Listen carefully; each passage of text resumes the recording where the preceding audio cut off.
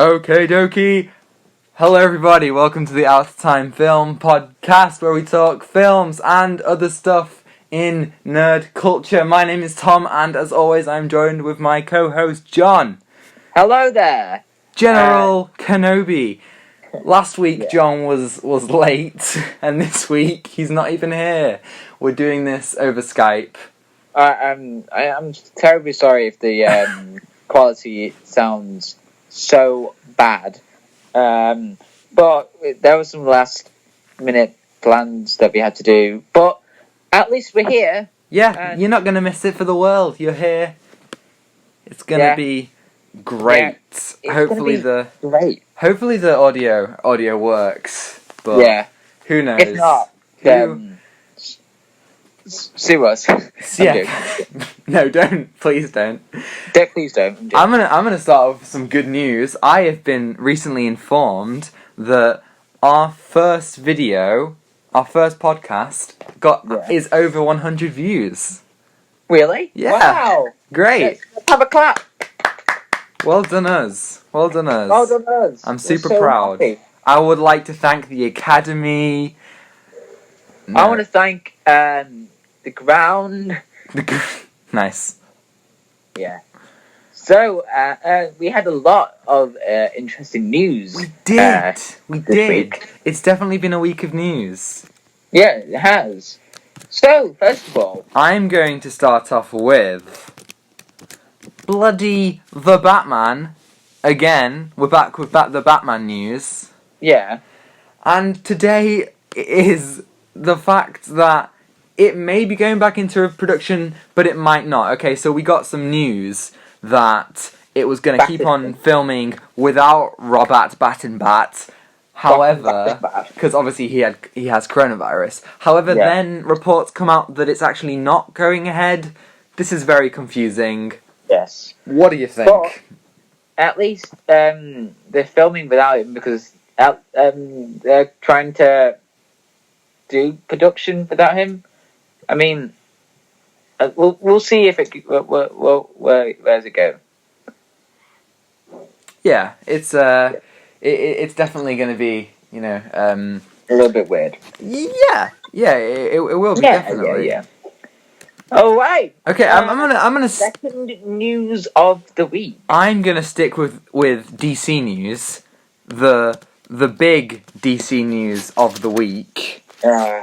John, my friend, Wonder Woman 1984 has been delayed until December. Not just December, it's been delayed till Christmas Day, December 25th. Only a week after Dune. This is insane. At least we're going to get some content. I mean, yeah, but this is like... I mean, this film was originally going to release December 19th last year. This is going to be like the New Mutants. And by the way, we'll be talking about the New Mutants in the main segment of the show. Really? Yes. Well, we'll talk about that in spare detail. Oh, yes. Definitely. But yeah, Wonder Woman delayed again. I'm upset. I was so looking forward to this. Yeah. We were going to do an episode on it. It was about to come out like in October. Yes, October 2nd. A month away. Yes, we were going to do an episode on it. Our 6th episode of the podcast was going to be on Wonder Woman 1984. But oh no! Nope. They decided not to because of money. Yes, apparently, according to... Oh, there's my emails! Apparently, according to sources, the reason why it's been delayed is so Tenet... We all know Tenet, we've talked about it a lot on the pod. Yeah. Tenet, they want Tenet to gain more money. That's mad. Yeah. Did more money than we just spoken right now. Yes, I think last time we spoke it was... 50 mil? Yeah, I think it was 50, something like that. I'm not sure. Okay, next piece of news. Yes. John, have you heard of Mr. Tom Cruise? Oh! Can I talk about this? You can talk about this. Right, so, everyone must surely know that Tom Cruise is one dangerous person. I mean, he does so many dangerous stunts. So, if you've seen the Mission Impossible films, if you haven't, go watch them. They're great. And just so you know, the second one isn't that good, but like persist with it. Persist. Yeah. Sick. Like 4, 5, 6. Brilliant. Yeah, 4, 5, 6 are just like the best cinema I've seen in a while. Yeah, it's good stuff. But Fallout's the best one. Oh, I agree. We'll have to cover them before 7 Yeah, comes we'll out. cover that. We'll cover that. 2 points will come out. Isn't Mission Impossible gonna come out? The 7th one is gonna come out this year? No, next year. Sorry. I might have it written down. Oh, okay. But okay, I'll talk about the craziest. Yes, 19th of November next year. Okay, so there was a video or some sort of clip that just that was surfaced on Twitter, and it was Tom Cruise riding a motorbike, and there was a ramp like at the edge of some of a mountain or a hill. I don't know, not a hill. No, it was definitely more of a mountain. Tom Cruise. Why am I saying his full name? Because it's going to be Tom, like the most the legend. Tom Cruise is going to jump off the man, the myth, bridge while wearing meat. Okay, and then he jumped off the motorbike when he was in midair, and he just parachuted. What a mad lad! Indeed, what a mad lad. That is insane. I mean, Mission Impossible is known for its crazy stunts. He has done some insane things. But this is... We don't want to spoil it on the podcast because... No, we won't spoil it here, but... yeah, because we've seen like the spoilers like from trailers and everything, but we want to experience those things that are just crazy like the first time, but like on the big screen. But sometimes it's good to see on the big screen, but I don't know. Yeah. Yes, and, right, speaking of crazy stunts in franchises, we're going to talk about Fast 9. What? We're going to... we're going to talk about Fast and Furious 9. Oh yeah, Fast and Furious 9. So, now, okay, let's talk about this. Michelle Rodriguez, who plays Lenny, not Letty, but when we were watching the first film, we thought her name was Lenny. She was in a recent interview, and she is pretty much confirming, and this is already hinted at by Ludacris, who is another actor. This was a very weird news. This is very weird news. This is strange. Go on, you say. But I like where they're going. Yeah, go on. Tell us, John.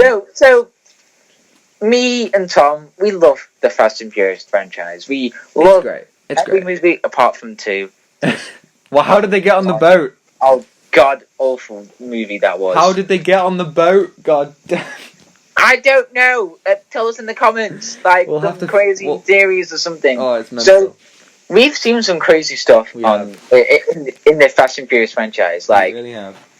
In 7, when Brian drove drove the car, a super fast car, through 3 buildings, and that was crazy. Yes, yeah.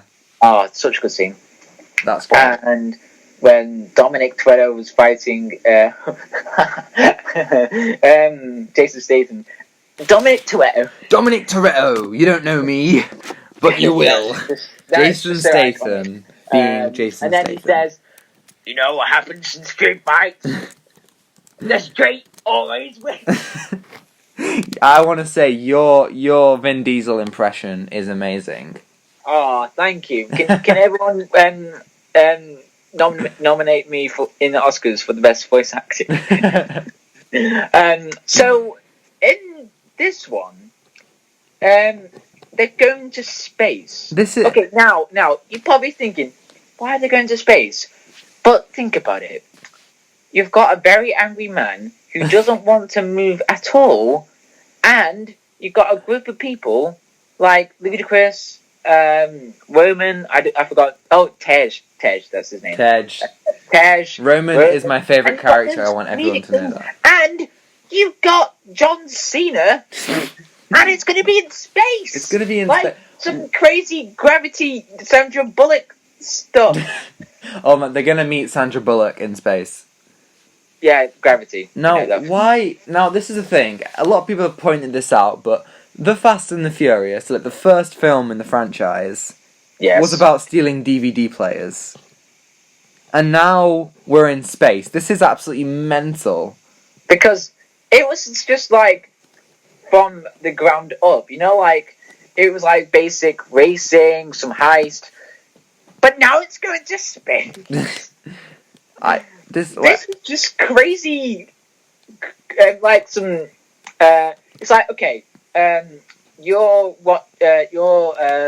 for example, you're just making some cars, like some really good cars, but then like in the next 10 years, your cars are going to be in space. How are they going to get the cars into space? That's the big question.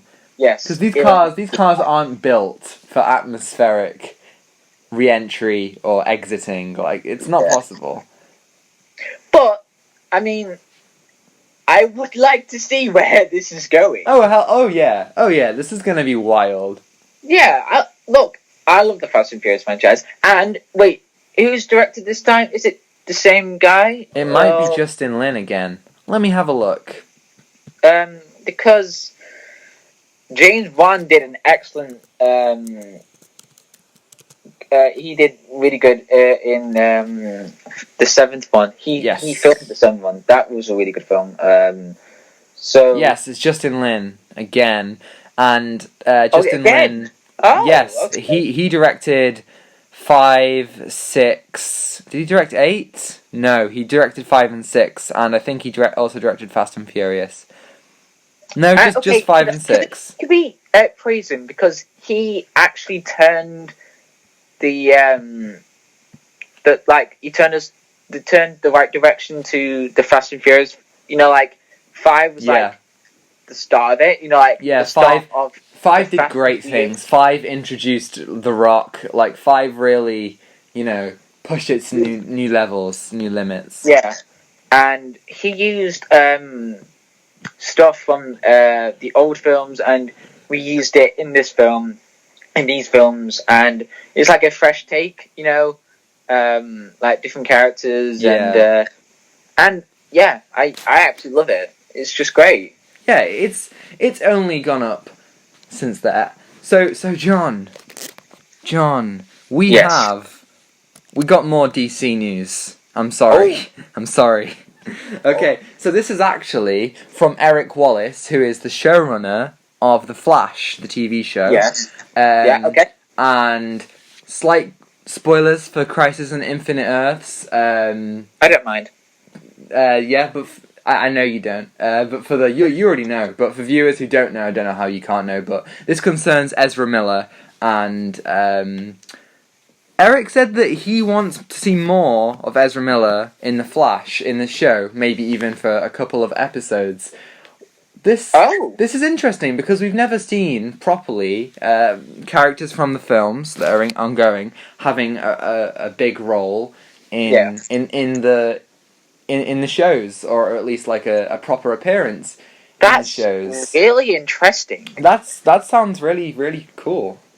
Yeah, I would love to watch that. Yeah. Do you think it should stop there, or do you think more people from the films should come down? Well, come and hang. Well, I mean, Crisis on Infinite Earth, that was like huge turnout for like the CW because it got like different shows onto this one special extravaganza. Like it got cameos, got stuff like that, and if you add more people onto Flash, that'll make the show more interesting. Yeah, I agree. I think different directions, as Eric Wallace proved in season 6, taking the show to new places is the future for it. I know you haven't seen season 6 yet, but it's It's the best season since season 2, definitely. Oh yeah. Yeah, great. Okay. Wait, did he do season 1, or did he just do the one?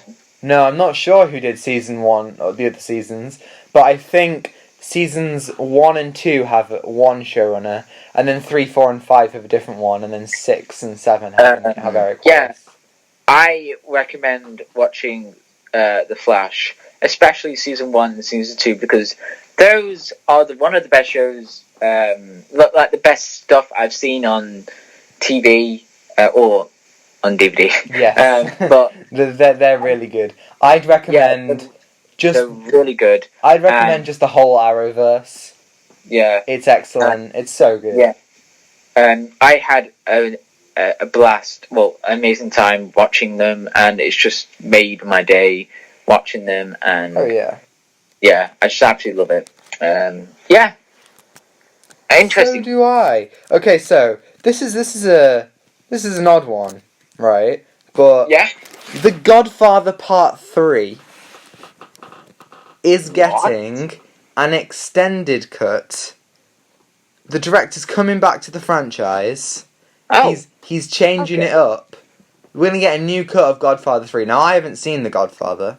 No, I haven't either. But this is interesting. So first of all, we get the Snyder Cut as the big prominent new cut of Justice League, and now we're getting a different cut of The Godfather. Okay, are we starting to see loads more director's cuts coming out? What do you think? Okay, so the thing is, with the director's cut, it's great to see their vision, like I agree. What they've done with the film. So like Watchmen. Yes. So that had a lot of stuff cut out, but we get to see what the director put in, or like Zack Snyder. He had everything wanted to put in, but he couldn't. So that's really good. No octopus. So with this, we can see like a new trend, like with the director's cut. So, well, I haven't seen the Godfather or any of those parts, but having the director's cut of something that is like one of the best films in cinema history, maybe that'll make it make the film a little bit more interesting, or something that will make something, I'm not sure. It's better. A weird trend, but I see what they're trying to do. So. Yes. Any films? Any films you want to see? What do you mean by that? Like any films you want to see, given the director's cut. The original intention. Okay. I know what director's cut I think you want. Isn't it Back to the Future or something like that? No, it's not actually. I was going to say The Amazing Spider-Man. Because The Amazing Spider-Man and The Amazing Spider-Man 2 choice, by the way. were... the director's cut I would love to see is... that's really hard. Because there's really good films. Blade Runner. Again, another Blade Runner. I want to see the director's cut of Blade Runner 2049, because that's just an excellent film. Okay, interesting. Because, like we had a director's cut for the first Blade Runner. Yeah, I was just saying, like... Yeah, they had a directional cut with that. There are 7 director's cuts for that film. Really? Yeah, there's we watched the final cut, which is the... Yeah, we watched the theatrical cut, which was amazing, by the way. No, we didn't. We didn't watch the theatrical. We watched the final cut. The theatrical... No, did we? Yeah, the theatrical cut. No. I thought that we watched the theatrical. No, we watched the final cut. The theatrical, fun fact, the theatrical cut added voiceover, like narration, from Deckard. They did. Because they thought that the audience wouldn't understand, and understand what was happening. And then at the end, they added in a scene where Deckard and Rachel are driving off, And but yeah, I think the final cut is like definitive. something that makes the film a bit more ambiguous. You know, like something that makes you curious about what's happening in this world in the year of 2019. Yes. Which I absolutely love. So with Blade Runner 2049, I want to see more of like the idea of like the world was changing a lot, wasn't it? Like you got like new technology, you got stuff that has been destroyed, and you got like scenes with Ryan Gosling. More Ryan Gosling, please. All we need, more Ryan Gosling. We'll get there one day. One day we'll have an episode on Ryan Gosling where we just gush about Ryan Gosling. Okay. So next, we got some pictures for the Mandalorian. Yeah. What we have Entertainment Weekly did an article on the Mandalorian season 2, in which they interviewed Dave, not Dave Filoni, Jon Favreau, and some of the cast, and they released exclusive images. Obviously, this wrapped up before the pandemic even begun, so so they've been in post production. Yes, they are very lucky, and they've been in post production for a long time. Some cool new information. Jon Favreau is actually going to direct the season premiere this time. So this is his first time directing. He's not just writing. He's going to direct this one. And we got the actual pictures themselves. There were 7 of them. Oh, there were. I think so. Yeah, I'm not sure. Let me look. So we got one of Moff Gideon. You know, the big bag. Yeah, Giancarlo Esposito. The bad with the coolest thing at the end. Yes. Spoilers. We still don't know if we can see. You know, some people haven't got Disney Plus yet. Some countries.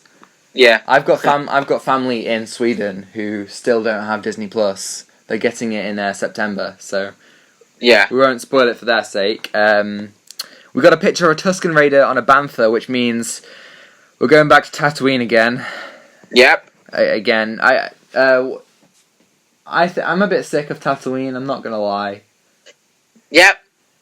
Yeah. I mean, I like how they're not like not wasting like planets or something like that. Yeah.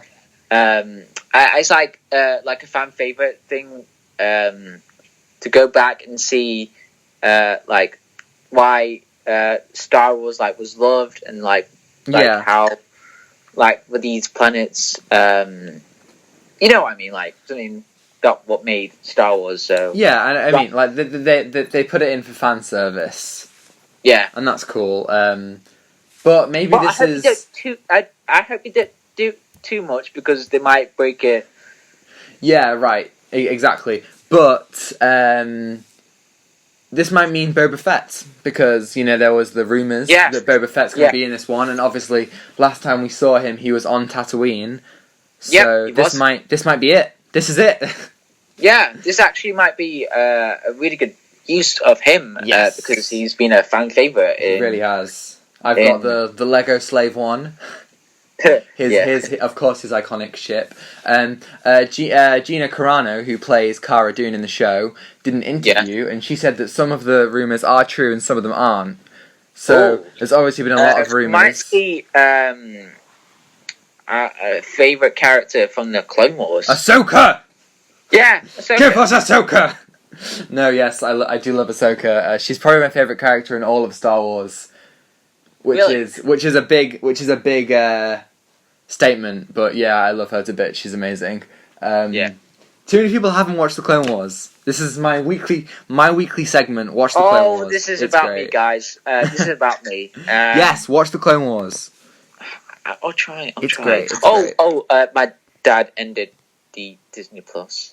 Oh, what? Really? Yeah. Oh, no. So I said, the Mandalorian season 2's coming back. I was like, okay, we'll get Disney Plus when that comes back. Oh. Yeah. Wow. So weird. Yeah, that is weird, but you know, at least you'll get to watch it because we'll be covering it on the pod. Yeah. We will indeed. Okay, we also got a picture of the Mandalorian and the child. They're both back. They're looking cool. Look at the motorbike and just see them. Yes, together, they've got the motorbike. It looks cool, and then the child's in a little pouch. It looks like so cute. It looks so cute. It's called The Child, not Baby Yoda, listeners. Dude, I tell you what, when I went back into college earlier this week, my politics teacher said, "Oh, what's on your mask?" For those of you who don't know, on my face mask I've got the child. And I said, "Oh, it's the child from the Mandalorian." And she kind of looked at me like, "What?" And I said, "Oh, Baby Yoda." And she said, "Oh, Baby Yoda, yeah." And I was like, "Oh, for God's sake. For God's sake, man." We've also got some pictures of Cara Dune, who looks the same as always. She looks cool. Yeah, she's but pretty. I want to say, the pictures of Grief Karga, the man is looking fine. Like, look at those. Look at what he's wearing. It's beautiful. It's amazing. Yeah, it's just crazy. He's got this like velvet kind of like cloak on with like gold tassels and like a lovely beard. He looks great. He looks amazing. Right, okay. Okay, next we have, you were speaking about Blade Runner before, 2049, which is obviously directed by Denis Villeneuve. And what did we get this week? This week, we had this glorious trailer, and I was pretty amazed with this trailer, because I watched this director's of the films like Arrival, Sicario, what else? Blade Runner.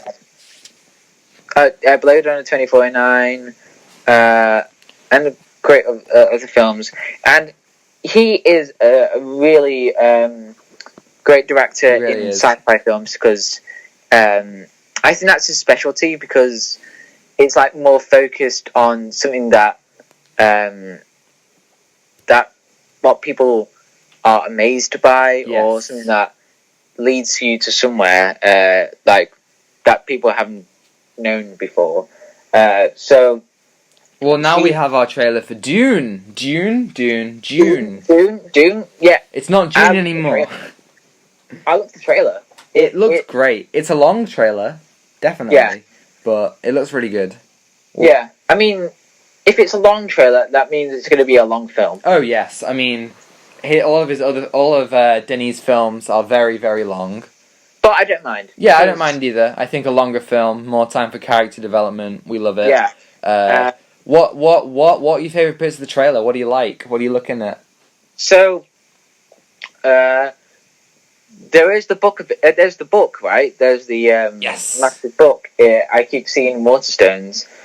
So, I don't know what Dune is about. Or no, me neither. Big worms. It's about big worms. So, okay.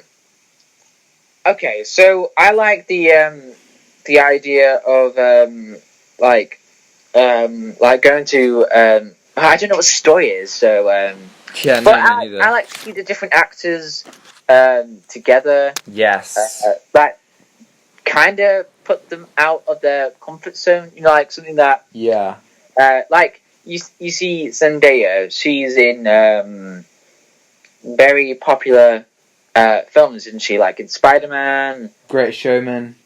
Greatest Showman, yeah. Yes. But this is like a different turn. Like yes, this seems like a different thing. You don't normally see her in sci-fi films, but I like this because it kind of sees like how actors can be from one genre to another, so I like that. I agree. And can I just say, Oscar Isaac looks so sexy. His beard is incredible. It's beautiful. Yeah, Oscar Isaac's going to be great in this film. He is. He is a phenomenal actor. He is. Poe Dameron, loved him. Yeah, he's in Drive. Is he? Yep. Oh, I've got to watch Drive. This is going to be the weekly segment where John tells Tom to watch Drive. Okay, this is like the number one film you need to watch. I will watch it. Well, you've got the Blu-ray, so I'll borrow that off you. When do you want me to give it to you? Next week when we record the pod. Ah, okay. Okay, cool. Brilliant. It's Blu-ray. Blu-ray. Ooh. Blu-ray. I used to not be a fan of Blu-ray, so, and then I bought Josh Brolin. Whoa, We get to see Josh Brolin. We do. Totally. I can't unsee he's Thanos or yes. Cable. Yes, I know what you mean. He's anyway. He's Jonah Hex. He's Jonah Hex. Jonah Hex. Oh God. There's so many characters. Oh, what's his name? What's his name in the Goonies? What's his name in the Goonies? He plays the. He plays the brother. I forgot. Josh Brolin. His name's Josh Brolin in the film. No, wasn't he? I forgot. Anyway. No, yeah, me too. Bully us in the comments because we don't know. Yes, please bully us.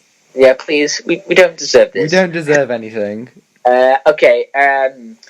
Okay, and then we saw like some shots. Well, the film doesn't give us too much about what's happening, but there's like the most. But there's like the famous thing about this film. It's like the giant worm, yes. at the end of the trailer. So that's why I saw it in the book cover, and that's like the most popular thing about this. Yeah. This book or film. So I'm intrigued what this film is going to go, or it's going to be the same as the book, or what the director's going to change with the film. I don't mind, but I'm really intrigued about this. Yeah, I'd like to watch the original Dune before I see the new one. Oh yeah, there is the film. Yeah, David Lynch's Dune. That's one I want to check out. Yeah, but okay. So here's the thing that so the original Dune, yeah, I think the new one is going to be the better one than the original because yeah, I agree. The thing with Denis Villeneuve, what I just said in like 5 minutes ago, he has a specialty in sci-fi. Yes, so he really thrives in that genre. Yeah, I haven't seen Arrival yet though. I have faith in him, and I'm pretty excited for the film. Yes. So yeah. Me too. Okay, we've got a final piece of news now. It's a bit of a light one to end with, but Chris Hemsworth in an interview did confirm that he isn't going to be done with the MCU after Thor: Love and Thunder, and I want to be the first to say, or at least the first in this podcast to say, I don't really care. Yeah, me neither. I've seen he's been in 7 films now. Yeah, and I'm just like he's had a really good arc, and I'm ready for it to end. Okay, I really like this character in the MCU. Yes, I agree. He's funny. He is. He's broken. Like he's broke. He's got no money. Oh yeah, he's got no money, and what you said, it's an interesting arc. But I'm not really I'm not really sad or emotional about him going. I mean, he had a pretty good one. He did. I think. I think that they should move away from the older heroes and bring the newer ones into the limelight. And I mean, like, I don't really care. And we might get Thor 5, 6, or maybe just end it there, but we have so many Thor films. I know, it's like, and he's going to be in Guardians of the Galaxy 3. It's like, it seems like a lot. Wait, oh yeah, he is going to be in it. He is, yeah. Seems like a lot.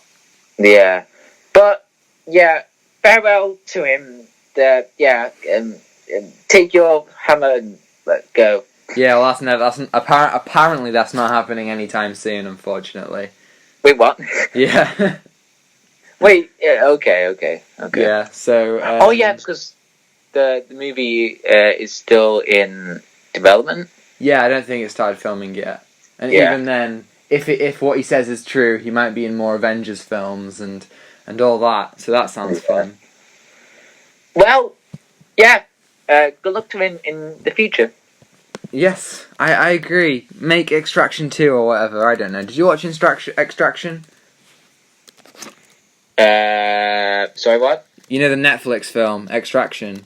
Oh, no, I have not. It's alright. It's pretty good. It's fine. I'd say it's good. I'd say it's a solid film. 7 out of 10, maybe 6. I liked it. Okay, cool. I'll watch that in the future. Okay, we're going on to... I'm not looking forward to our this bit. main segment. Main segment. Okay, guys. Okay, we're gonna talk about the last mutants. No, the new mutants. Sorry, the new mutants. The last mutant. I'm sorry. I'm so sorry. So the new mutants. I haven't seen this film. No, you haven't. So what I'm gonna explain to you, or what I don't mind before you explain to me, because I'm not really interested in this film because. Oh yeah, you wouldn't be. It's not good. I didn't like it. Okay, tell me in every detail. Okay. So, the film starts, right, and we're following this young girl, called Danny, and she is in a trailer. In a tree. In a trailer. In a trailer. In a trailer. Trailer. Yes. Right. Okay. What are you, deaf? Like, stuck in a tree. Help! I'm stuck in a tree. Well, you just wait. You just wait. And her dad wakes her up, and they're in the middle of a giant snowstorm. Right. Oh, okay. And they're running, and then they find this tree, right, with a hole in it, and she hides inside the tree whilst her dad goes to help people, and then her dad dies. Wait, what? That's so I know, it's so quick. I know, and then she's. Oh, by the way, this is full spoilers. We should have probably said that. Yeah. Straight away. Spoilers. Full spoilers. I'm sorry. We're not pulling any punches. A massive spoiler warning in the YouTube video. Yeah. Here's the non-spoilers. I didn't like it. Okay, back to the film.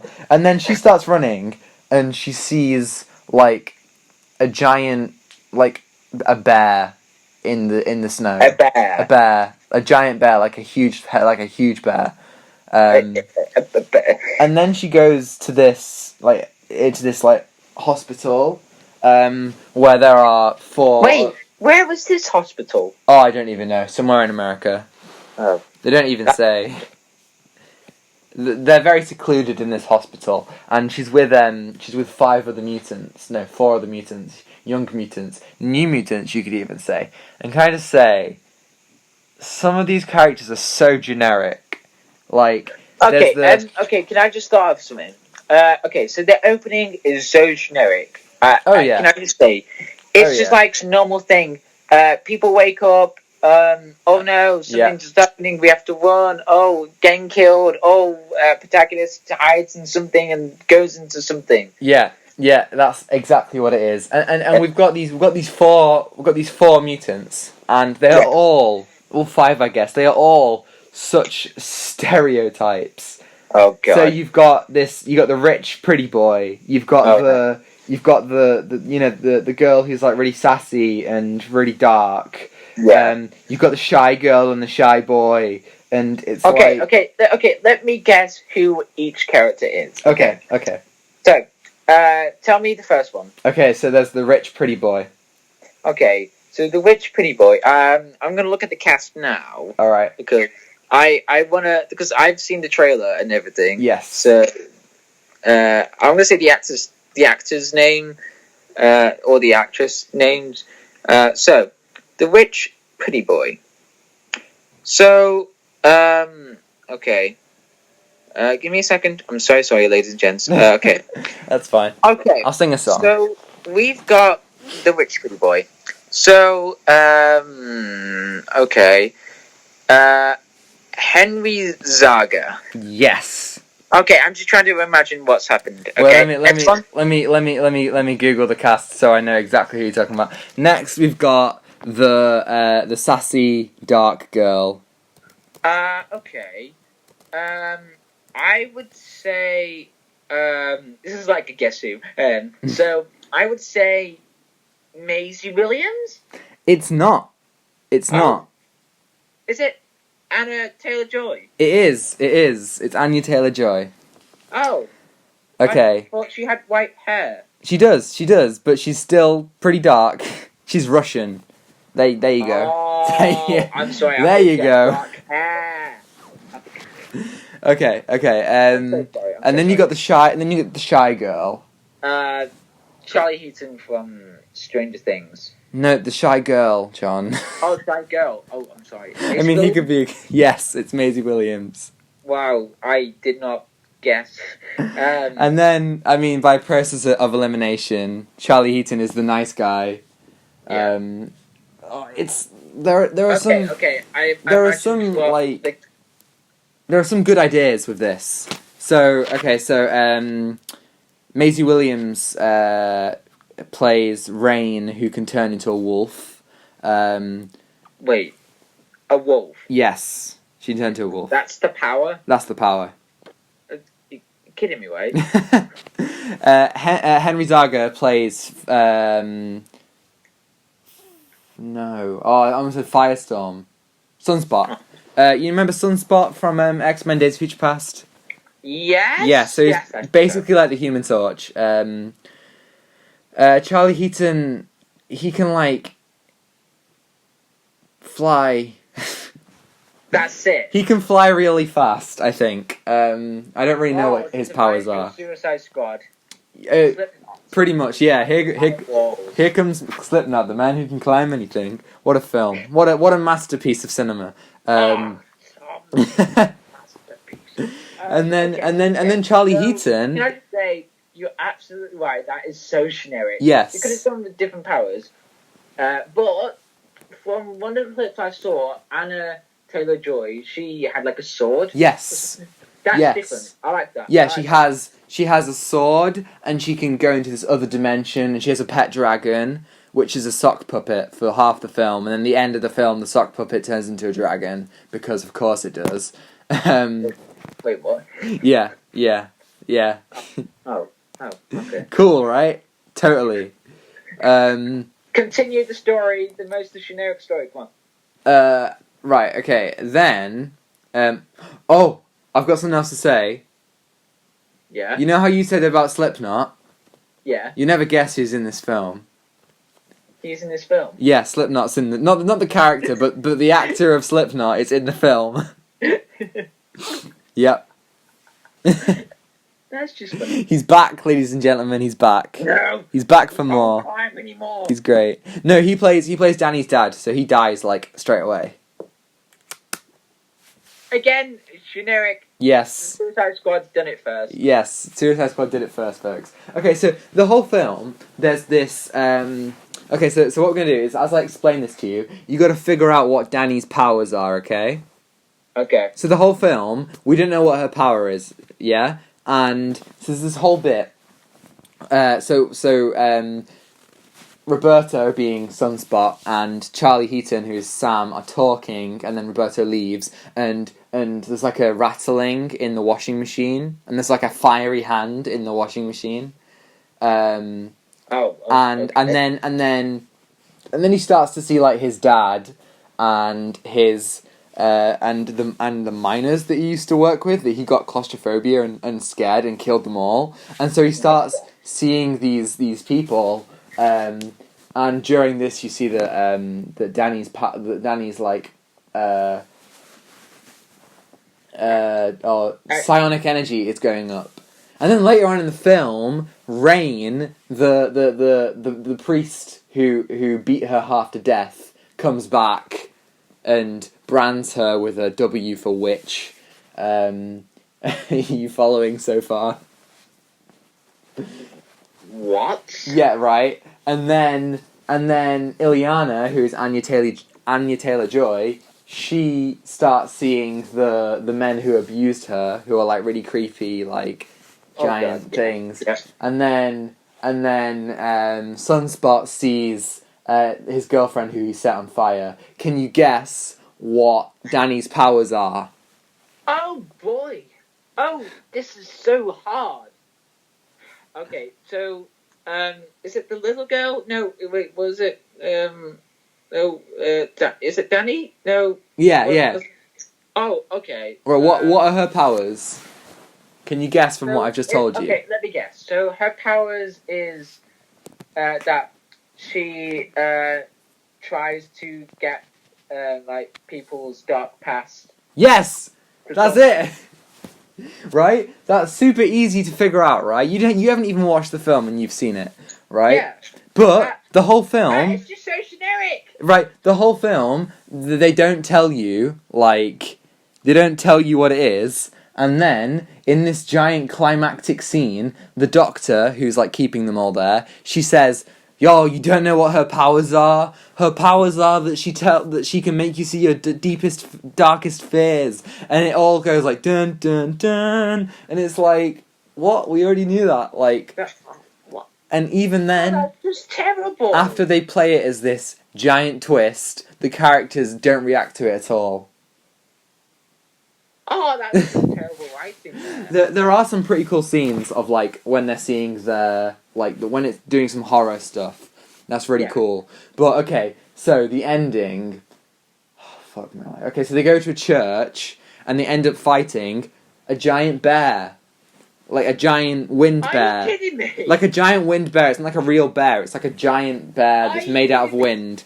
Telling me you're kidding me. And this whole time, Danny is knocked out. But then at the end, she wakes up and she defeats it because she's not scared of it. And it turns out to be a manifestation of her fears. You're kidding me, right? You're kidding me? No. It's a bad film, man. I'm sorry. Can we burn it? We must burn everything. Can we burn it? The director of the film wants a trilogy. You know that, right? Like, he wants to do a full trilogy of all of this. Are you kidding me? No, I know, this is absolutely insane. It's ridiculous. Wait, they're doing a trilogy? No, they're not going to. Oh. But the director wants to. Who's the director? Josh Boone. Josh, if you're listening to this... Josh! Please, don't... Don't do it, man. It's not good. Don't do it for money. Don't do it for money. There's a really odd thing about this film. So this film was supposed to come out in 2017, right? Yeah. I was completely excited for it. Oh yeah, me too. A complete shill. Marvel. Anyway, and then I kept waiting for it. I was like listening to podcasts like all the New Mutants, but then 3 years later, alongside with the Snyder Cut protests, or like alongside with like the biggest news that's just happened, like over the 3 years, it decided to come out the worst possible time. Like no one even cares about it anymore. Like, okay, so this film would have come out next to Logan, right? Oh yeah, right. But yeah. Well, this film actually ties into Logan. Okay. So in the whole time, the doctor says to the patients that she's working for someone, and then later on they find out that they're actually working for this Essex corporation, and they watch the videos of the kids being experimented on from Logan. So, it seems like, now I have no confirmation. Is this film in the future or something? I don't know. It doesn't say when it's set, but it could very well be set in the same year as Logan. By the way, Logan. Okay. Can I just quickly talk about Logan, because that's just like one. Go on. Go. It's my top 50, by the way. Oh, Logan's incredible. I just want to say we haven't got to the weekly viewing segment yet, but I did watch Logan this week. Oh, okay. We'll talk about that now. Okay. So, all right. Logan. Can we talk about Logan for a bit? We can, but let me just first of all say about New Mutants. I'll take this the final thing, and then we'll go on to the weekly viewing segment because I can't take this anymore. Not Logan.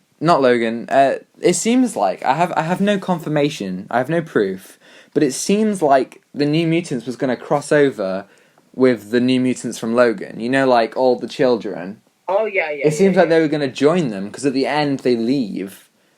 So maybe this is going to build up into an X-23 thing where Daphne King would have come back as Laura, and they would have been like this kind of team of New Mutants, which is really weird considering like how the Fox X-Men films then just died.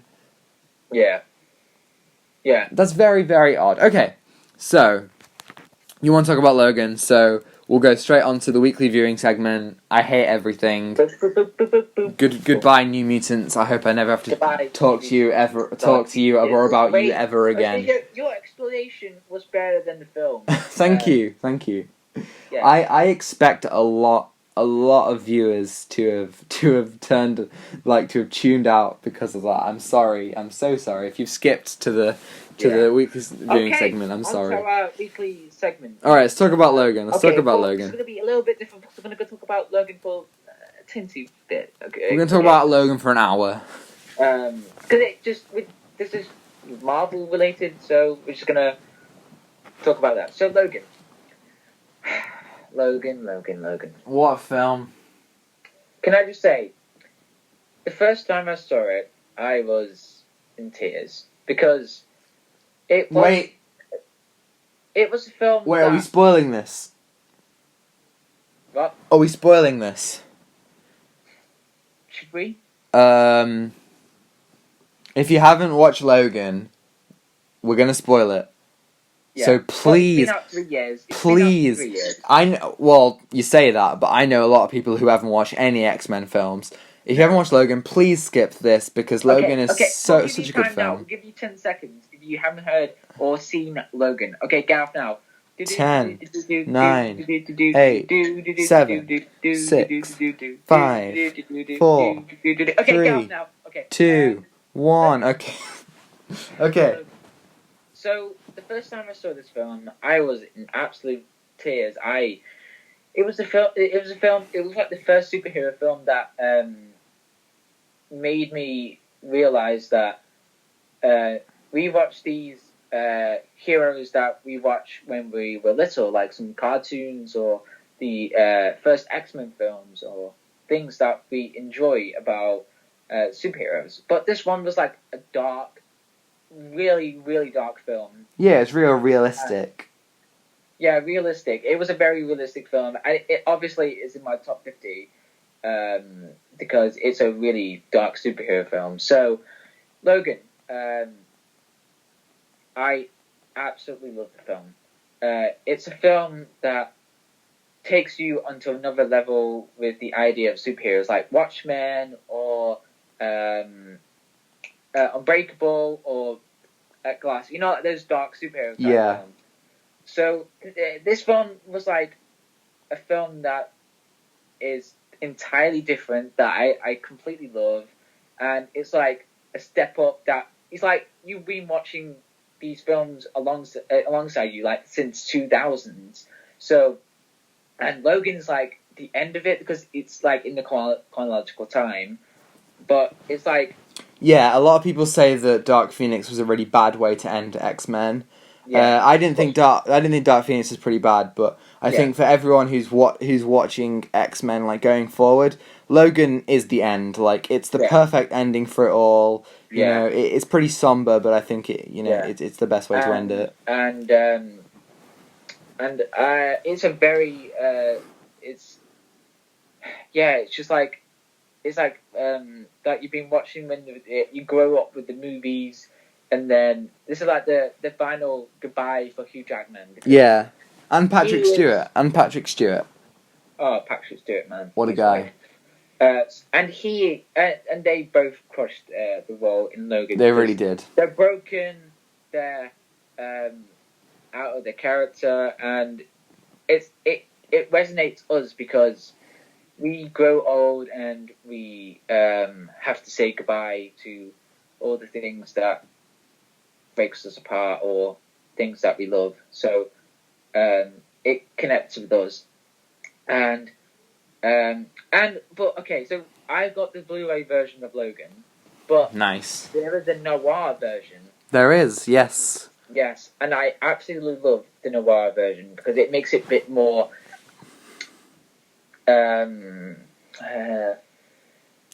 serious, a bit more serious. Like you see those like samurai films that you've seen that are in black and white, in noir, that Yes. makes it exciting, a bit more like.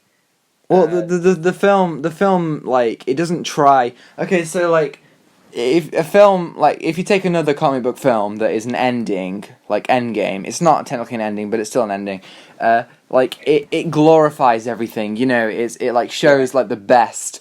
But Logan, it presents the brutal realities, and you know it doesn't pull any of those punches. No, it doesn't give out like the fan service. No, it doesn't. Because this is like a proper ending, and yeah, you know, like there was like anticipation for it, but not much. You know, like this, we all knew that this was going to be like a serious film. That because you know we usually see them like, oh, look at this, there's some graphics, sci-fi, but no, it's like more serious acting. And then we see that this father-daughter love, like something that see like you know, like the game The Last of Us, but this is more in the film. There's a really good kind of redemption for Logan. Yeah. In the sense that the really good, redemption. By the end, he finds this purpose. Yeah. You know, one of his final lines is, you know, so this is what it feels like. You know, having a life, someone to care about. Yeah. You know, in this case being his daughter. It's like I watched it yesterday. I was so close to tears. It was, you know, it was super like somber. They really did it in a really good way. It's a very, very, very good film, and I suggest you watch it in noir because in the future, not you, Tom, but but get it on Blu-ray. It has a better quality. Yes, and it's a. What would you rate out of 10, Tom? I think I have to go 10. A 10. Yeah, I can't think of anything wrong with it. Not really. Can we talk about the villain? The villain's great, by the way. Xander Rice. Yeah. Yes. Richard E. Grant. Yes, he's really good. Daphne Keane. She plays well. She's great. Yeah. The film manages to give us new characters that are really memorable. Like, you know, Caliban. Caliban's great. You know, X-23, like even X-24. But the film still stays, you know, very focused on Logan and Professor X. Yeah. Which is really good. Can I just say that it's a bit more cinematic than Marvel films because it takes like a Western approach. Yes. It would, you know, Martin Scorsese would call that cinema. He would. He definitely would. Okay. On to our next... Okay, mine weekly segment, watching. So I watched The Boys.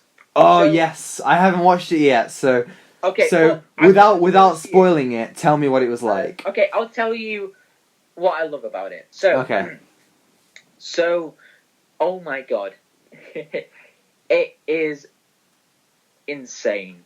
So, I'm not going to spoil it, but I am going to tell you why it's so good. So, we see the return of the characters that the beloved characters we've seen on Amazon Prime. The boys are back in town. Great song, by the way. That's a good song. And then we see like different turn points with different characters in the show. It gives like an introduction, like where these characters are going, and this is very different from the comics, by the way. So, so you got Butcher back. He's back. Everyone's back, really. So, and you see Homelander. Oh, by the way. Homelander is terrifying than before. Oh, is he? Nice. He is going on a rampage, by the way. He is. Yeah, he's horrifying now. So, and we see a new character, Stormfront. Yes, I've heard about her. And I had low expectations for her, but holy crap, that... Oh, I'm not going to spoil it, but there was a twist during, I'm not going to say which episode, but in one of those episodes, but holy crap, that was a terrifying twist. But we kind of, I had low expectations, but we kind of new, but yeah. But can I just say, it's a great TV show so far. I absolutely love it. And Huey, Yes. it gets a bit more real for Huey. It connects us with the audience as well. Like, what the heck just happened, or like, give an idea like this universe or this people create is just bonkers, really. So that's good. Yeah, it doesn't break the illusion. So it gives like a good reality check. And the first season, if you haven't seen the first season, I would strongly recommend it. Yeah, first season's great. Can I say one of the best superhero type TV shows? I agree. Yeah, it's up there. I agree. It's really good so far. And Tom, I will recommend it to you. Thank you. I feel privileged. It's on Amazon Prime, right? Yeah, Amazon Prime. Amazon Prime. Okay, so Amazon Prime. I recommend it. Great. Yeah. Okay, so I watched. This is a new film that I watched at the cinema. It's called Baby Teeth. Have you heard of Baby Teeth? Yeah! Yes. My mum and my sister went to see that. Yes. It's great. It's an Australian kind of coming of age film starring Eliza Scanlon and Ben Mendelsohn, who you'll know Ben Mendelsohn from Ready Player One, Rogue One, Captain Marvel. Oh, yeah. He plays very villainous characters in those films. The Dark Knight Rises, but he plays a middle-aged father going through a crisis in this film, which is actually like really fresh for him. But yeah, it's a really cool film and it's really heartwarming and quite sad as well. And the trailers make it look like it's this coming-of-age comedy. It's not. It's very, very sad. It's got some real real gut punches to it. But it's still in cinema, and it makes a good comment on youth and relationships, and in some senses toxic relationships. I'd recommend it. It's at the cinemas now, but it might come streaming soon. I don't know. So if you're comfortable going to the cinemas, definitely give it a watch. Oh, okay. What would you rate it out of 10? 8. I'd give it an 8. I think I would say that some of the aspects feel a bit rushed or come to a bit of an abrupt end. Oh. Have you been watching anything else this week? Okay. This is not this week, but this is like show back recently watched. So, so Watchmen. This is what I've been watching. Watchmen. TV. Yes. So I haven't watched this one yet. I've seen the first episode. I really liked it, but I haven't got around to the rest. Okay, so Watchmen. Where does it begin? So it's one of the best TV shows I've seen. Yeah. It has phenomenal acting from Regina King, who plays Knight's sister. Yes. Sister Knight, I think. Sister Knight, yeah. Yes, Sister Knight. And she's great in it, which she's always been. And we do like to see the characters, not many characters, but some characters that we see in the TV show that I really like gives up callbacks to the superheroes in the comic. And I like how they didn't change anything from the comic, so I really love that. And yes, they do this. They do the squid. Sorry. They do the squid. The squid, yeah. Yes, so, I love the squid. And there's a great scene with that, by the way. It has a great opening to an episode with that, and yeah, and so with this, there's some stuff that I didn't like, but the tiny little problems. But I really liked how they changed those problems. But there are some problems that left with me with this season. But overall, it's just one of the best TV shows that I've ever seen. Oh, and great acting from the guy who plays Ozymandias. I forgot his name. Jeremy Irons. Yes, he is. Alfred. It's Alfred from Justice League and Batman v Superman. Yeah. The boy. So if you really, really love Watchmen, well, if you really do care about it, you give it a watch because you might be a little bit sad about not sad about, but something that not changed about. But if you really love Watchmen, I recommend it. It's a 10 out of 10 TV show, and there are so many great moments in this TV show that I absolutely love, and it gives us an idea why superheroes are superheroes. Great. Okay, so and ooh. Obviously it's one of the like Crisis on Infinite Earths. Yes, I do. It has a little reference to DC, well, the main DC thing. Oh, that's cool. That's very cool. And it's a really good TV show. You've heard everyone said it, but for me, 10 out of 10. I absolutely enjoyed it. And you can only watch it on. I'm not sure, but get on Blu-ray. Yes, it's at least on Blu-ray. This is something that I didn't actually watch. Something I read, but I finally read Flashpoint.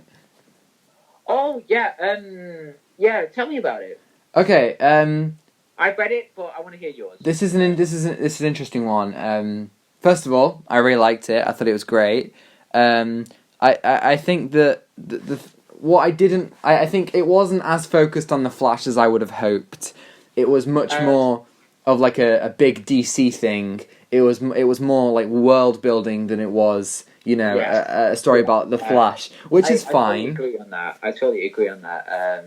But I like how that was a problem. They didn't focus on the Flash as much, but I really like how they focused on the world building because like Flash changed stuff in the past. Or, yes. Something happened. So I really like that how they changed my Batman, email again. Or they changed Wonder Woman in this comic. Yes, I agree. And it has a really good lead up story to Doomsday Clock, by the way. Oh yeah. And okay, but Doomsday Clock, part 1, it's okay, but part 2, I honestly give you that. I honestly can say that part 2 is one of the best comics I've read. Yeah, I need to read the second part of that. I really it solves the problems in the first part because the things that we didn't like, we didn't like them. But in the part 2, it makes so much things better. Yeah, I guarantee it makes so much things happen. That's really good. Yeah, I especially like the ending of thinking about Flashpoint. I like the ending.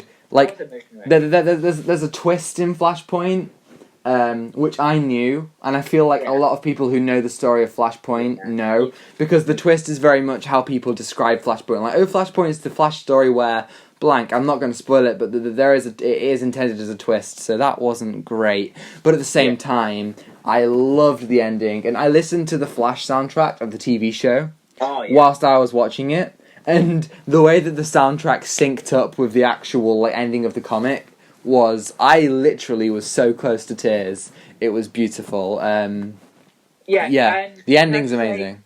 It's worth getting the comic. Don't you think, Tom? Oh, definitely. Yeah, absolutely, definitely. It's not one of the best comics, but I guarantee it'll give you an enjoyable read. Well, yeah, I mean, aside from... This is one of my favourite non-Batman DC comics. Yeah. Batman obviously has the best, comics out of the DC roster, but I think this is one of the best ones that doesn't have Batman in it. Yeah. What would you give it out of 10? 9. 9. 9. Yeah. 9! Okay, and another thing that I read in lockdown, well, not lockdown, but a recent thing that I read was Last Night on Earth, Batman. Yes, that's the Scott Snyder one. Okay, let me have a backstory on this. So, many months ago, me and Tom were looking at, through Amazon, seeing some Batman graphic novels, and then there was one on pre-order, Last Night on Earth. So, this was made by the legendary Greg Capullo and Scott Snyder. If you don't know, Scott Snyder did The Court of Owls, Death of the Family, 0 Year, and one of mine and John's favourite Batman comics, Endgame. The original Endgame, Batman New 52 Volume 7 Endgame.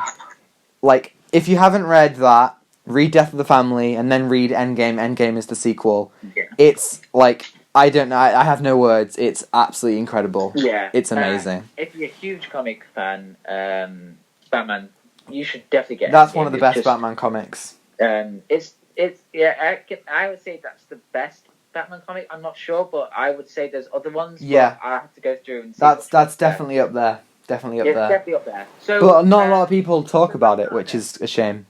Can I just say, one of the best comics I read last night on Earth. So, they have done it again, by the way. So, Scott Snyder and Greg Capullo, it's like the last Batman story, but not really. But so this is like many years in the future. So Batman wakes up in Arkham Asylum, thinking he's Batman, but he is. But many patients in Arkham, or doctors, they are villains like the Riddler or Harley Quinn or anything, or the Penguin. They're all doctors. They don't know what their past. So Batman's like, why am I here? And then there was like a joke. You know that in Bloom there was a joke. It was the Joker. Yes. In Bloom when he was having the gun. Yes. Yes. Him. Bloom is New 52, Volume 9. For those who don't know. Yeah, we were sitting down in the pond like he was it was quiet. Yeah. Yeah, him. So it's not the Joker in this one, but he looks like him. So it gives an interesting thing that what if Batman wakes up and that everybody thinks that Bruce Wayne isn't Batman. So which is really interesting. And then it goes through this vast land of the broken Earth. It's just amazing. It's ambiguous. And it makes up for the ending as well, and it's very it's therapeutic for me because because I like it because it gives us an idea of what good and bad, and it kind of reflects on Batman because we all change, but there's one thing that we can't change: our kindness, our goodness in the future. So that what gives out the last night on Earth. So he's the last dark knight. So it reflects on him. Everything's on him, and it's one of the best comic endings because it's different, and it's just gives out one of the most pleasing ending. It's just like the most satisfying ending to the Scott Snyder and Greg Capullo one. And it has really good twists and turns in this comic, and it gives an idea what we can do and how we can change from these dark times through this broken world. And it's a brilliant story from Scott Snyder and Greg Capullo. Greg Capullo is a great artist in this one. It's a 10 out of 10 for me. I absolutely love it. Wow. And yeah. Brilliantly put there, man. Right, my last thing that I watched, not actually what I watched, but what I've been playing. Again, I'm funnily enough sticking to this Batman theme. I've been playing. So the other week I played Batman Arkham Origins, absolutely brilliant. And this week I've been playing Batman Arkham City. And can I just say, I've been giving Batman Arkham City a hard time. Yeah, you were. For so long. So much bad time. We're like. No, right. Okay. Wait. I never said it was bad, but it was always like my third favorite. It was always Asylum, Origins, City, and Night. But you know, through replaying City, it's getting up there as like maybe my favorite. Not quite as good as Asylum, but I really like it. City's amazing. City's great, and I'm really enjoying it right now. I'm like 350 Riddler trophies in, out of 440. So I'm close to finishing the Riddler trophies. Oh yeah. Yes, which is something I've never done before. It's amazing in City as well. Yeah. It's a very, very different story to any Batman stories, because we've seen like, oh, the hero saves the day or something like that, but this one's like a bit darker, a bit more gritty. So. And there are some really cool things. Like, so I recently did the Azrael. Oh yeah, Azrael. That's like start of it. Yeah, the side plot for that, where Azrael sows those seeds for Arkham Knight, is so well done, and it reminded me how disappointed I was with Arkham Knight. They kind of dropped the ball on that. But yes, I really, really enjoyed Arkham City, and you should definitely get it. I will say, though, I don't like Catwoman. I don't like how she plays. She's very difficult for me. She's not as fluid as Batman. I don't like her gadgets, and she's not as easy to get around with either, because she has to whip and jump up things. I agree. When I played as her, she was very hard to control. Yeah. She had different buttons as well. But she's not. I'm not a fan of her. But other than that, I wouldn't say that ruins my experience with her. Yeah. So overall, I give the game an 8 or a 9 out of 10. It's really, really good. Oh yeah. Yeah. Okay. What I've been playing. So there's a game I've been playing. It's called. I'm just trying to think about what I've just been playing. Okay. I've been playing a game called The Witcher. Ah, yes. Is it The Witcher 3? Witcher 3. Nice. So I haven't played any of the Witcher games. So this one is made by CD Projekt Red. And you've probably heard that somewhere, but I have. Believe it or not, they are the same developers who are doing Cyberpunk 2077, which I'm so excited for. You're very excited for it. Did you pre-order it? So, I've been playing it, and wow. It's really good. It's really good. So I can't confirm, I can feel it's one of the best games I've been playing. So it has that first time experience of playing a game that you've never played before, and it goes you through this journey of The Witcher, but you've probably seen the TV, but this one's different because you see the fun, not the fun, but the bear version of The Witcher in this one. It kind of gives us a good vibe. So the thing is, this game is the storytelling.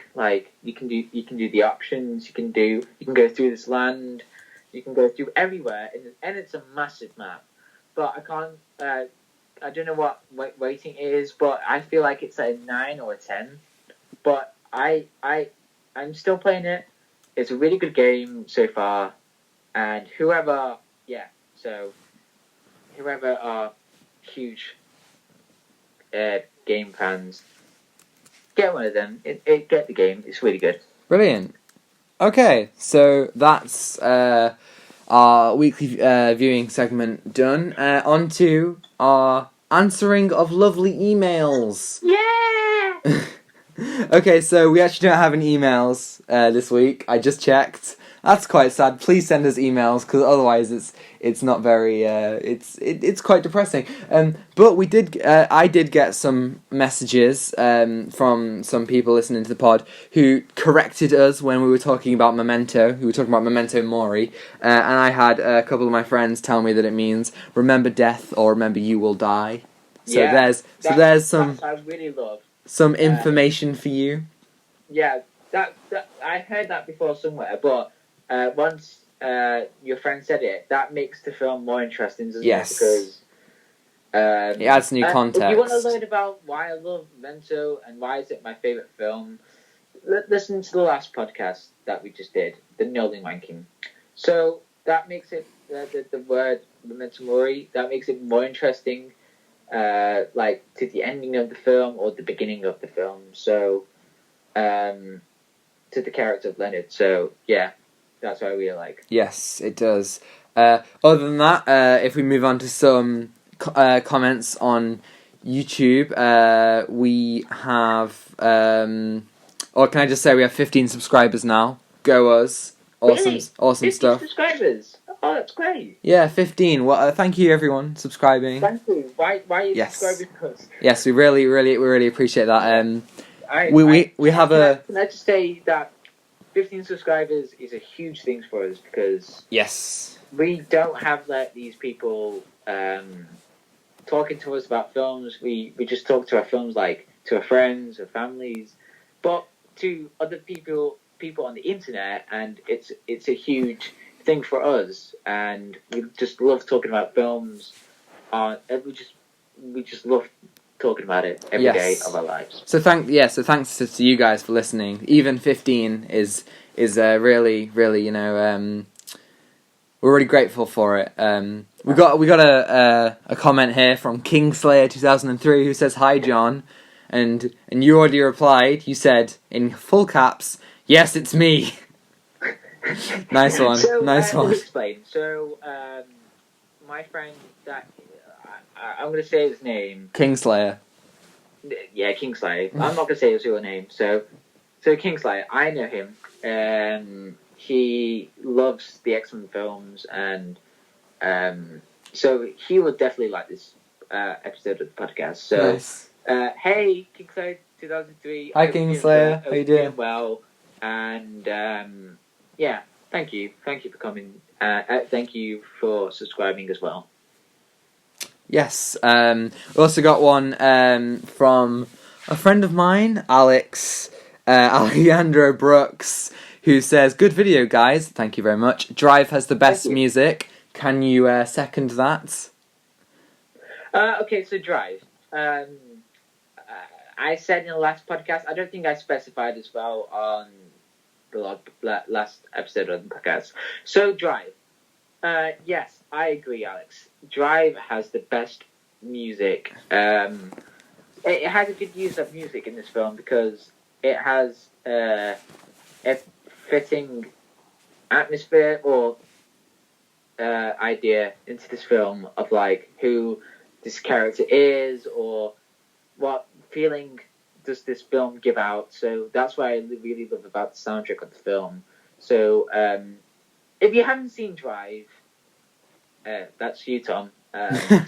I'll watch Drive when you watch the Clone Wars. It's a really good film, but if you don't want to watch Drive or you haven't seen it yet, I would strongly recommend you. Well, no, I don't know. Don't listen to the soundtrack first. Don't listen to the soundtrack first. Sorry, don't listen. Sorry, ignore me. I'm an idiot. So, watch. Oh wait! You want us to listen to the soundtrack first? You heard it here first, folks. John wants us to listen to the soundtrack first. Please don't. Everybody listen to the soundtrack now. So, yeah. Go and do it. The soundtrack is amazing. So yeah.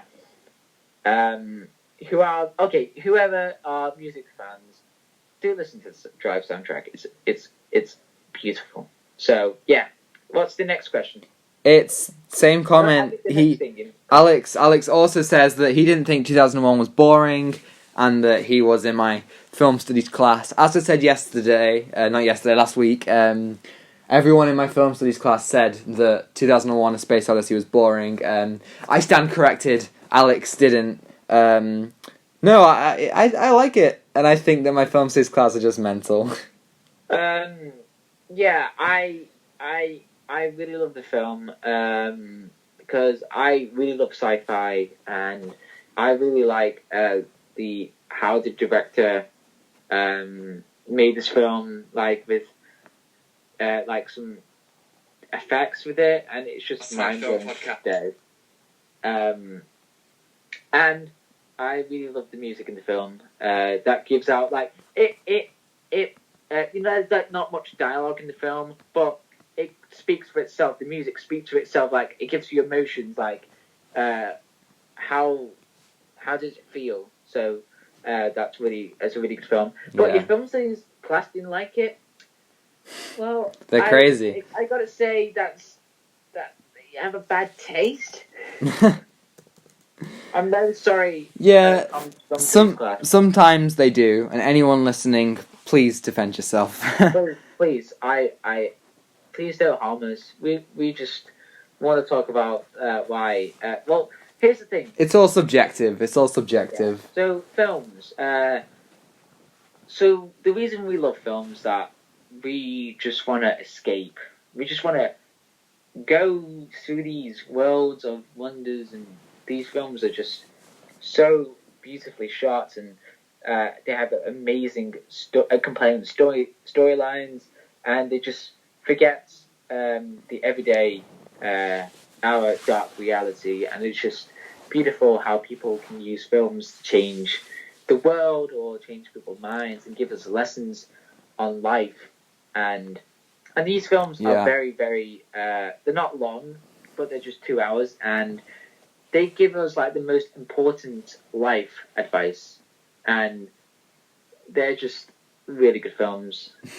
Yeah, can I just say, we could make a book out of all of these like essays that you're talking, like, you know, like you're saying these really long like things about like the meaning of life, and it's great. We should call you Poetry John. I'm sorry if you think I'm just talking for too long. We should call you Poetry John. That's your new name. Sorry? Your new name should be Poetry John. Poetry John? Maybe. I'm not sure. If this video gets 20 likes, I'll definitely change my username to Poetry John. Yeah, that's not that. Yeah, you wait. I'm excited. Please get this to 20 likes, please.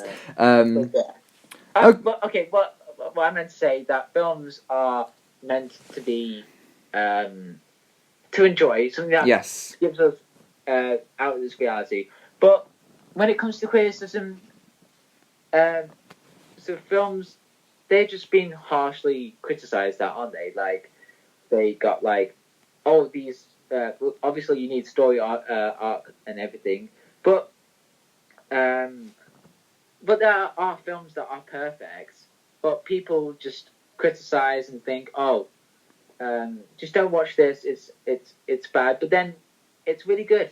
No, yeah, like La La Land. These people, like they think La La Land is super super terrible, but when once you watch it. La La Land's brilliant. It's brilliant.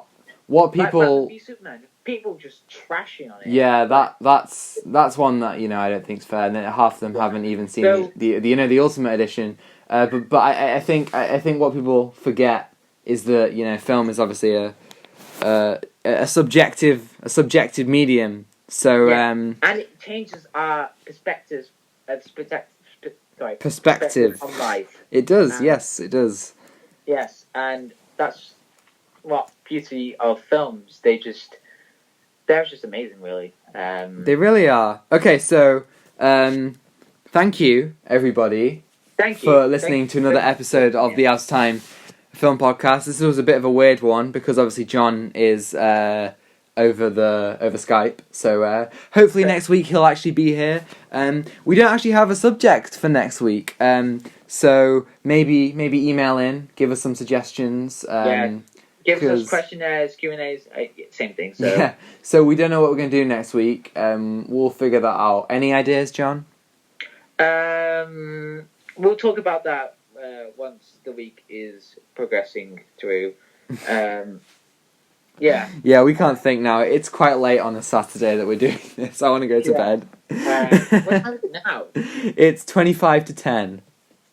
Oh, okay. That's not too bad. It's bad for me. I'm a tired boy. I'm a tired guy. Okay. Okay, everyone, thank you for tuning in. Yes, thank you for listening. If you want to get in touch with us, you can email us at outoftimefilmpod@gmail.com. Please be sure to leave a like if you enjoyed and subscribe if you want to see more. Share it, comment, email, all that jazz. I am Tom the Boardman on Twitter. And my Twitter is comedyjohn42. And if you really want to follow me on Instagram, it's the same thing as well. But I'm private, so... He is private. Yeah. He's a private guy. He's got I'm a private guy. He's got secrets. What are your secrets? I'm Batman. Oh my god. Oh, it makes so much sense now. Yeah. So, everybody, thank you for tuning in for the Out of Time Film Podcast. Yes, our third podcast, still going strong, 3 weeks in. The world hasn't exploded yet, but we are seeing red skies, like in Crisis on Infinite Earths. And on that note, take what you're given. Give them back. Goodbye. Oh, I'm sorry. Everyone, please be safe. Yes, please be safe. 2020 is such a bad year. Yeah, we know people are going back to school, and so we're going back to college this week. You've actually already started. I've started my college. Yes, you have. So please, please do stay safe. Look at you, John, being all lovely. Yeah, go on. And we heard some terrible news throughout this year. So yes. If you're worried about something, or just go through the email, and we'll give you a film that will get you out. That's a good idea. If you want, if you're struggling and you want a film, we'll happily. We'll give you something that will motivate you. Yes, we will. Get out your bed, see the world in a different perspective. Yes, you will. So yes, please, even if you're going to the cinema, be sure to wear a mask. Be sure to, wash your hands. Be mindful of things, and just stay safe. But don't forget to have fun, because in the end, that's what it's all about. So, are we done? Yeah. We are done. So, take what you're given. Give nothing back. We'll see you next week, guys. Goodbye.